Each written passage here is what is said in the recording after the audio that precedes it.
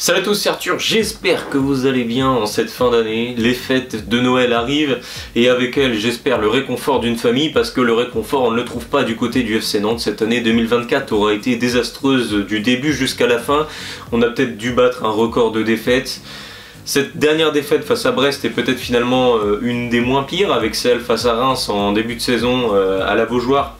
Non pas que Nantes a montré des choses incroyables dans le jeu, mais sur l'ensemble du match, en tout cas au regard des statistiques, ce score-là ne représente évidemment pas ce qui s'est passé durant ce match.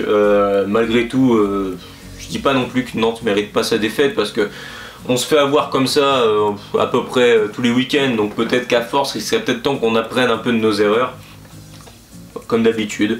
Bref, on restait donc sur deux matchs plutôt positifs, avec un point pris face à Paris dans la combativité, même si on avait énormément concédé. Face à Rennes, la victoire du derby avait été un petit peu biaisée, évidemment, dans un premier temps par le carton rouge reçu par Rennes en première mi-temps, qui fait que toute la seconde mi-temps, Nantes a eu l'occasion et a pu pousser face à un Rennes qui était dans le doute aussi, et puis au final on n'a même pas réussi réellement à déverrouiller le verrou rennais, puisque c'est venu d'un exploit individuel.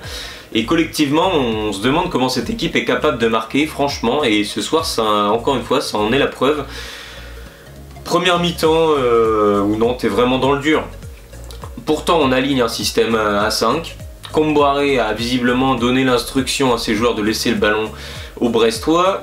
Nathan Zézé, choix quand même assez fort, est mis sur le banc, pendant que, j'en profite, Tabibou, Guérassi, Leroux, que des jeunes formés au centre qui globalement ont plus de foot que pas mal de pieds carrés qui sont dans le groupe. Bref, tous les jeunes formés au FC Nantes restent à la Jaunelière et ne font pas partie du déplacement en Bretagne, va savoir pourquoi. Zézé sur le banc, Duverne titulaire. Alors là, il faudra des explications d'Antoine Comboiré, parce que pour vous résumer un petit peu le match, le premier but que Nantes concède, c'est sur une relance de la tête très hasardeuse de Jean-Kévin Duverne, qui a quand même moyen. Déjà on relance jamais dans l'axe, surtout quand vous regardez les matchs du Stade Brestois en Ligue des Champions, vous savez que les reprises de volée entrée de surface, ils ont marqué pas mal de buts dans cet exercice. Pas manqué, ce coup-ci c'est Kamori Doumbia, c'est légèrement dévié par Nicolas Paloise, qui fait que Patrick Carlgren, un petit peu l'homme en forme côté nantais dans les buts, ne peut strictement rien, et ça y est. Donc là, tout le plan d'Antoine Comboiré s'écroule alors, parce que on a encaissé un but à la 20e, maintenant comment on fait? On avait prévu de laisser le ballon à Brest et de défendre, et maintenant comment on fait? Étant donné qu'on a 8 joueurs sur 11 qui globalement ne savent pas aligner un contrôle, une passe, donc maintenant comment on fait pour attaquer?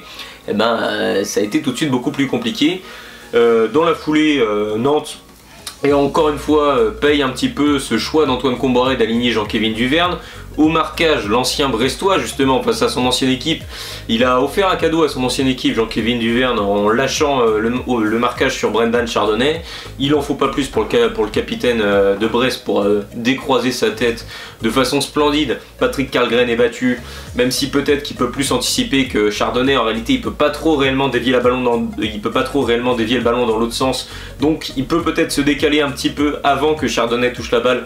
Carlgren, globalement, bon, c'est quand même très difficile de lui en vouloir sur ce match-là. Patrick Carlgren, il n'y a pas eu de bourre monumentale, mais peut-être qu'il aurait pu aller la chercher. Bref, ça n'empêche que 24e 1-0, 27e 2-0 pour Brest. Jusqu'à la fin de mi-temps, le système à 5 d'Antoine Comboiré ne fait strictement rien contre cette équipe brestoise.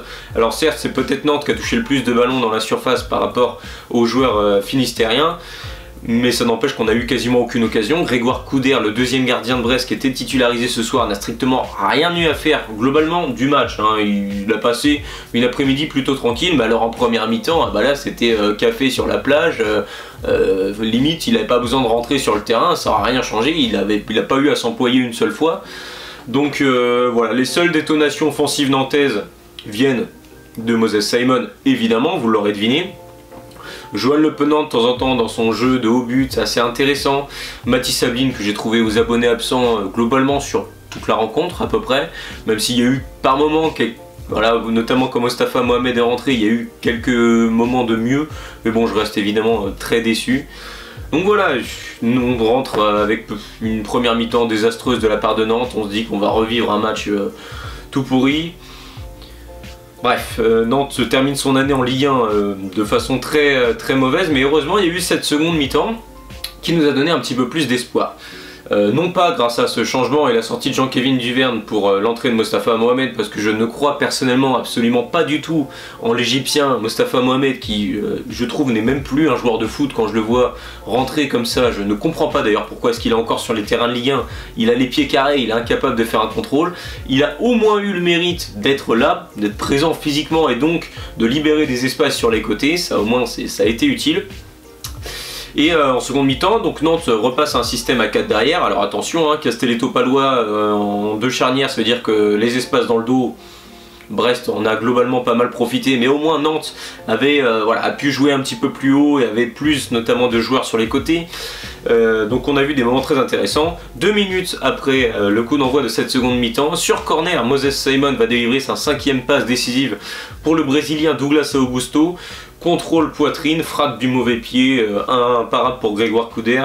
Et là tu te dis ça y est, nouvelle dynamique, il y a 2-1, là c'est le moment, on a 45 minutes pour revenir. Douglas Augusto qui avait fait une première mi-temps que j'avais trouvé mauvaise, voilà, se relance. D'ailleurs il a fait une super seconde mi-temps Douglas Augusto.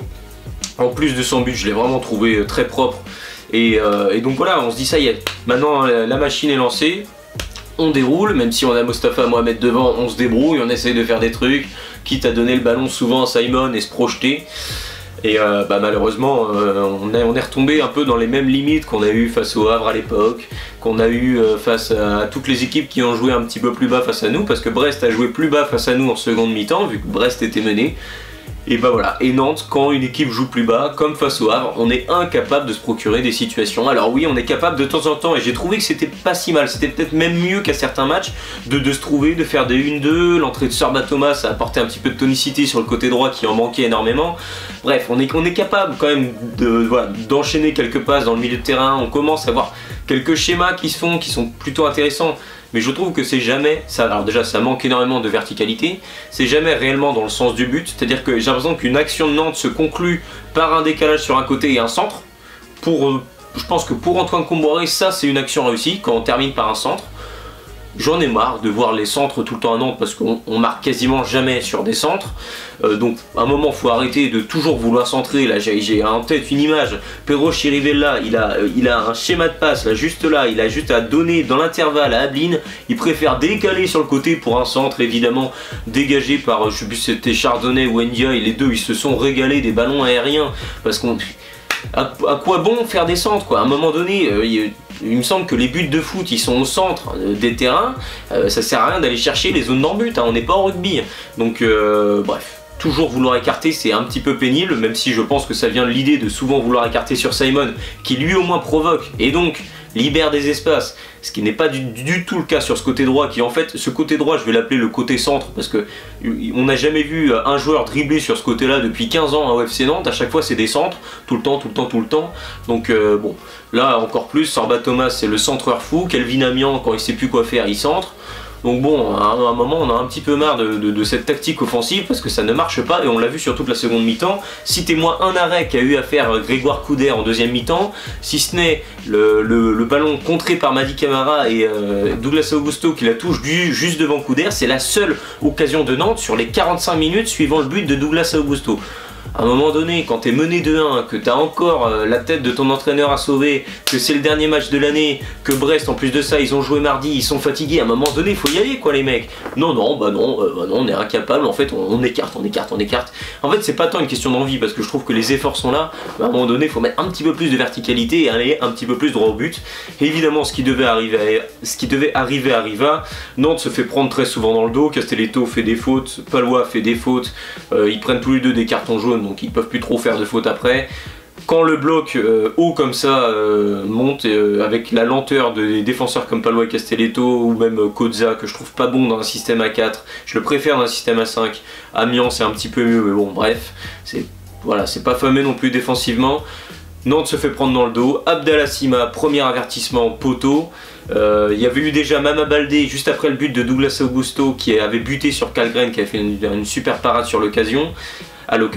Et puis donc voilà, et puis forcément après le poteau d'Abdallah Sima en toute fin de match, un peu comme à l'époque le but qu'on avait pris face à Montpellier en mai dernier, je sais pas si vous vous en souvenez, corner pour Nantes égale occasion pour l'équipe adverse. C'est un théorème qui est vérifié parce que les joueurs, si vous remarquez, on gagne jamais les deuxièmes ballons sur les corners. On a du mal à se placer aux abords de la surface. Là, tout le monde était monté en mode ouais, on va marquer, on va égaliser. Super, et ben on a vu ce que ça a donné, contre-attaque, Magnetti, après ça a écarté, je crois que c'était sur Pereira Lage, il avait un 2 contre 1 à jouer face à Marcus Coco, hop, passe entre le gardien et le défenseur, super passe d'ailleurs de Pereira Lage, Abdallah Sima, 3-1, emballé, c'est pesé, le FC Nantes rentre à la maison avec une nouvelle défaite. Espérons qu'on soit capable d'arriver à bout de Drancy qui joue en National 2, là c'est le prochain match de Coupe de France la semaine prochaine. Vu ce que je vois offensivement, je suis pas sûr qu'on arrive à surpasser cette défense de Drancy qui est quand même une des meilleures défenses de l'Île-de-France en National 2. Donc allons-nous réussir à arriver à bout de cette équipe de Drancy? Voilà, j'en ai aucune idée. Je ne peux aucunement vous affirmer cela aujourd'hui quand je vois ce qui se passe du côté de Nantes. Bref. C'est pas fameux, tout ça. Les top et flop, vous êtes habitués. Top, Moses Simon, le seul à avoir détonné. Je commence à être habitué maintenant, vous avez vu. J'associe le mot top à Moses Simon, tellement c'est le seul qui dans cette équipe offensivement est capable de sortir la tête de l'eau. Douglas Augusto, je le mets quand même parmi les tops parce que sa deuxième mi-temps est excellente et j'insiste réellement sur les mots. Excellente sa deuxième mi-temps, je trouve que dans tout il a eu des ballons pas faciles à gérer, il a toujours réussi à trouver les bons décalages au bon moment, etc. Donc je le mets évidemment parmi les tops. Alors un troisième top, alors là il va falloir que je me pose un petit moment pour réussir à trouver une troisième personne qui aura été à peu près correcte dans ce match. Ouais, c'est pas facile du tout. Très bonne question. Allez, Le Penant peut-être dans son jeu de haut but a été plutôt intéressant, même si justement le fait qu'il soit toujours de haut but, ça pose problème, c'est qu'il a eu du mal à se retourner aussi. Donc c'est assez contrasté, mais c'est peut-être celui qui, parmi le reste de l'effectif, a été le moins pire. Donc on va le mettre parmi les tops. Et puis les 3 flops, alors là ça va être très rapidement trouvé. Duverne, 45 minutes, il est sorti en 45 minutes, il a le temps de nous plomber. Voilà, je trouve ça assez énigmatique, surtout que son dernier match face à Lens était plutôt correct. Là, complètement dépassé, il coûte la défaite ce soir à Nantes, évidemment. Deuxième flop, Pedro Chirivella. Même si en fin de seconde mi-temps c'était un petit peu mieux parce qu'il avait beaucoup plus d'espace, il était beaucoup moins sous pression et donc il a pu faire ces fameux longs ballons, la super haut, qui au moins arrivent à peu près dans les pieds de son coéquipier. Mais sinon à chaque fois Pedro Chirivella, franchement ça m'embête de le mettre dans les flops aussi souvent, mais je peux plus voir Pedro Chirivella en Ligue 1 parce que c'est un milieu défensif et il se fait balader à chaque fois. Et au moins il fait les efforts, il court sur les mecs. Mais niveau récupération, il en récupère combien des ballons? Très peu. Quand il est sous pression, il perd très souvent la balle. En fait, c'est un joueur qui a besoin d'espace, qui a besoin qu'on le touche limite en une touche de balle. Voilà, c'est peut-être ça sa force, c'est de jouer en une touche de balle des longs ballons. Mais par contre sur le reste de sa palette, c'est vraiment, c'est très peu complet. Et puis techniquement, c'est très limité sous pression. En Ligue 1, tu es souvent sous pression, surtout au milieu de terrain. Donc voilà, on se retrouve avec un joueur qui est dans les flops depuis au moins 2 ans maintenant, quasiment tous les week-ends. Et ça me désole parce que c'est une super mentalité, c'est le capitaine de l'équipe et c'est peut-être celui qui aujourd'hui fait partie de ceux qui enfoncent le plus le club, avec des joueurs comme Castelletto, Lafont, même si là Lafont est au placard depuis pas mal de temps.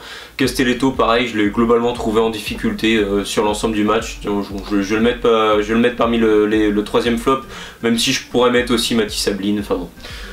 Bref, voilà, pour faire l'évaluation individuelle c'est assez dur parce que je trouve que collectivement cette équipe est dans la difficulté et que justement c'est peut-être quelques individualités qui des fois nous permettent un petit peu de nous donner de l'air. Ablin face à Paris nous avait permis d'égaliser et donc d'aller chercher ce résultat dans un match qui collectivement avait été bon défensivement, mais alors offensivement c'est une équipe qui est en échec total sur le plan collectif. Donc voilà, on est obligé de s'en remettre tout le temps à Moses Simon. Donc voilà, le constat est terrible. Rendez-vous la semaine prochaine pour un débrief face à Drancy. Il faudra évidemment qu'on en parle de ce match-là et espérons une qualification nantaise parce qu'aujourd'hui, rien n'est moins sûr. Allez, en tout cas, j'espère que ce débrief vous aura plu. Si c'est le cas, n'hésitez pas à me le dire dans l'espace commentaire et à vous abonner à ma chaîne YouTube. Allez, ciao tout le monde.